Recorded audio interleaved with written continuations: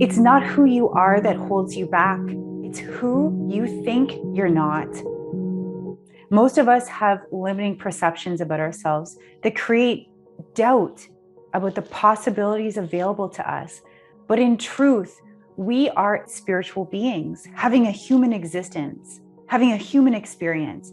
We absolutely have unlimited creative capabilities. The only place we limit them is with our thinking, which is what creates our beliefs and our perceptions. Once we change our thinking, we have the power to create whatever we would love. Hi, I'm Shauna. In this video, I'm going to talk to you about 2 key understandings to increase your sense of deserving. And at the end of this video, I'm going to share with you 3 powerful ways to elevate your self-image. So it's time to amplify our sense of deserving. Like a magnet, this increased sense of deserving attracts to us support, such as people, money, abundance, and other resources. We must be willing to receive this support. Therefore, our sense of deserving must include our willingness to receive support from others, from life, from the universe. Ultimately, our sense of deserving must be in alignment with our vision and must be a vibrational match to a life that we'd absolutely love. So let's talk about 2 key understandings to increase our sense of deserving. The first key is to perceive differently. We need to learn how to perceive ourselves differently, to let go of any negative self-talk from our past, and to discover why we are truly magnificent beings. So know this, we are spiritual beings having a human experience. The spiritual side to our nature knows no beginning and no end. It's infinite in nature. The human side of our nature is navigating through space and time and polarity. And the tendency is to operate from the human side of our nature, since it's physical, right? It's tangible. But we know that we are always connected to this infinite side of our nature. And so we want to be accessing and becoming aware of our true nature of who we are. It's important to remember that we have far more potential. We have far more potential than what we have done or what we have experienced this far in our life. We have a story, but we're not our story. We have a history, but we are not our history. Our sense of deserving doesn't stem from the past. It doesn't stem from our stories, from our conditions. It comes from the inner potential that we all have. In other words, from the point of power within each one of us. So identifying with our innate potential is how we begin to shift our sense of self. So there's a self with a small s and there's a self with a capital S. And we want to be identifying and raising our awareness of our big self, of who we truly are. So when we identify with the greatness of who we are, when we focus on who we truly are, magnificent beings, we identify with the infinite side of our nature, with our loving nature. When we shift the small s self into our higher authentic self, the self with a capital S, we can become who we are truly meant to be. So whatever you have imagined as a life you would love, know that you do have the capacity to create it in this life. You absolutely do. And you may not have yet developed the ability to do so, but you have the capacity. There's not one thing that you could think of that you cannot bring about. Now, another thing that we have to consider when thinking about how am I going to increase my sense of deserving is that you have the ability to change your self-image. There's a famous quote by Maxwell Maltz. the author of Psycho-Cybernetics. And he says, we can never outperform our self-image. But the good news is we can change it. So that's why later on in this video, I'm going to share with you practices to support elevating your self-image. So those are the two key understandings to increase our sense of deserving. And now I want to share with you 4 tools to support shifting our perception so that we're ready for change. So the first tool is to be conscious of our thoughts. If we don't like the results we see in our lives, then we want to look inside ourselves, particularly at our thoughts. And remember, thoughts become things. The subconscious mind has no sense of humor. The subconscious mind has no ability to filter. It simply believes whatever the conscious mind is telling it. And this is why Emerson said, stand guard at the portal of your mind. So that's the first thing, is that we want to be conscious of our thoughts. And the next tool we utilize is to notice what we're noticing. We begin to notice our thoughts, notice our words, notice our stories, notice your feelings. Notice what you're noticing. Because as we notice what we're noticing, we are raising our awareness about who we are and who we can become. So as we're noticing what we're noticing, we may start to notice that we're stuck in the same old story. There are clues that we may be stuck in an old story. And even if we don't like the story, we may be repeating it over and over and over again, because up until now, we haven't really seen it for the limitation that it truly is. The truth is, it's just the current pattern or limiting paradigm. And we may also begin to notice our words. The words we use are a window into our thoughts, and we want to be conscious with our words. So for instance, we may find ourselves saying things like, this always happens to me. Or I can't do this. I'm never going to do this.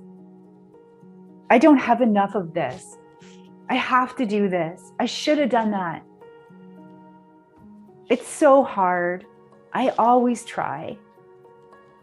So if we find ourselves saying those words, we want to notice that. Noticing is the first key. So know that these kind of phrases are often at the front end of a condition-based story.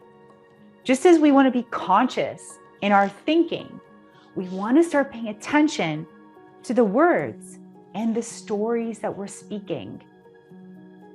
So when we hear ourselves saying words that aren't positive or aren't life-giving, or we hear ourselves beginning to share that same old story, we can repattern the words or the story just by adding the phrase up until now, up until now, up until now. And then we tell a new, more positive and empowering story. So for example, if we find ourselves telling a story like, it's always so hard, and then I catch it, oh, up until now, right? Or I always try to do this, but it never works out, oh, up until now. So whenever we catch ourselves in these stories, it's great to say up until now, and then tell the new empowered story. So for example, I feel so tired. Oh, notice what I'm noticing up until now. And nowadays, I'm really making sure to get enough sleep, to eat good food, to get the proper rest I need and feel more energetic. And this segues really nicely into the next tool, which is to change the channel. So as you start noticing your thoughts and paying attention to the patterns in your life, you may start realizing that your thinking has been focused on limiting ideas or limiting beliefs. For example, there's not enough, or I'm not enough, or you're not enough, right? Like, I'm not smart enough. I'm not funny enough. I'm not good looking enough. All of these are limiting beliefs. So the good news is that when we notice this limited thinking, we can change the frequency just like we would change the channel on a television when we want a different show. And as a reminder, everything is energy, and therefore everything has a vibration.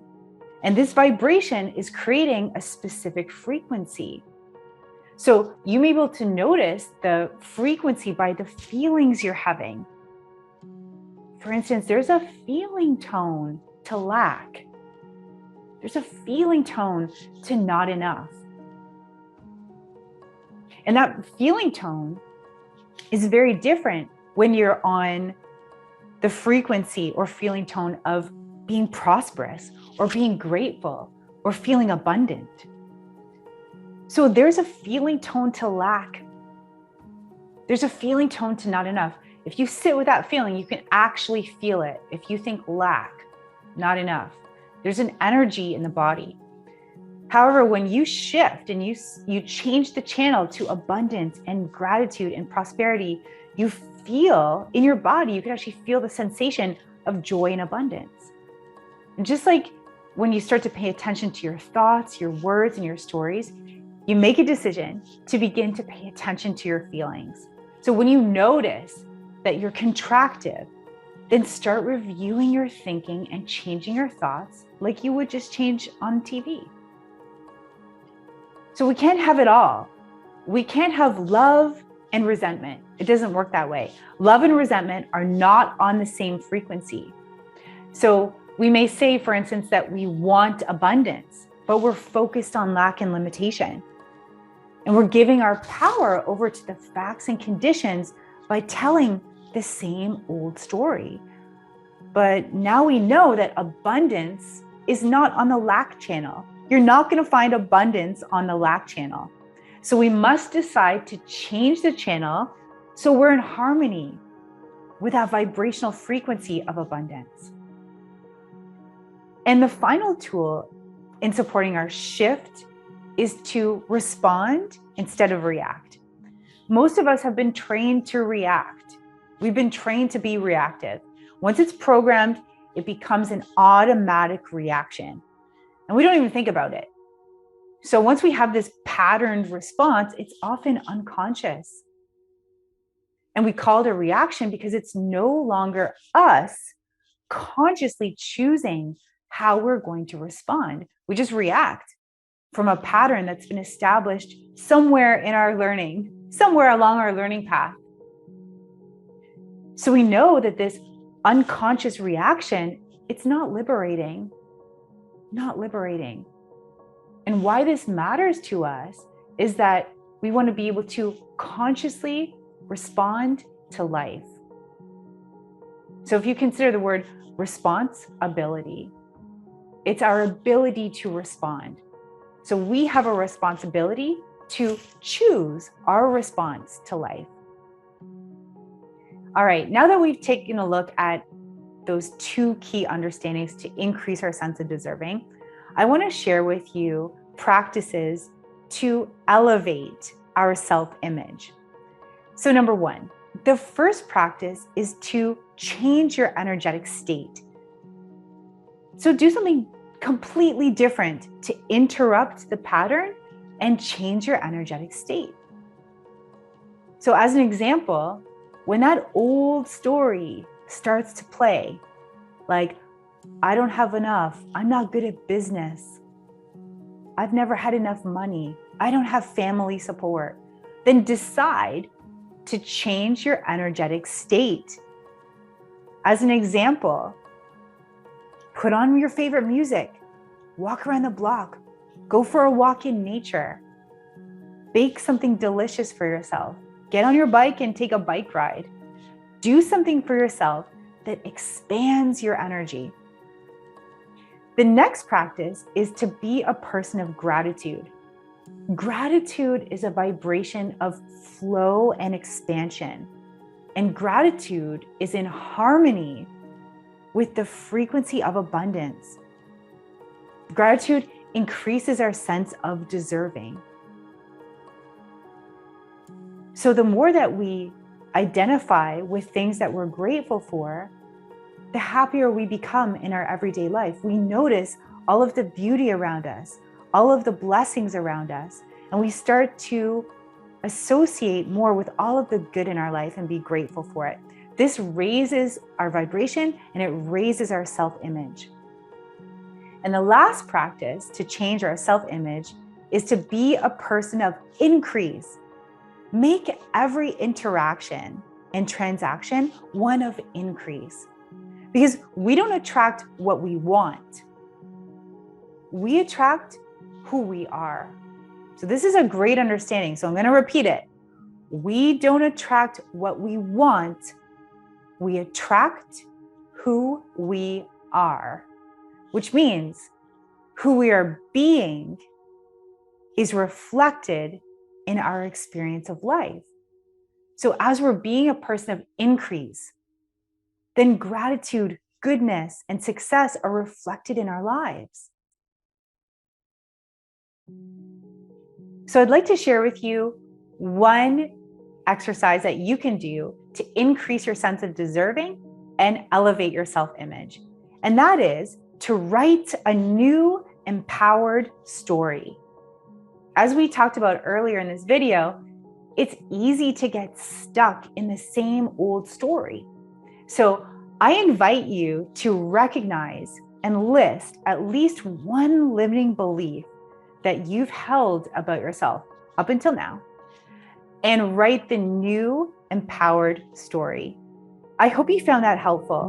And remember, it's not who you are that holds you back. It's who you think you're not.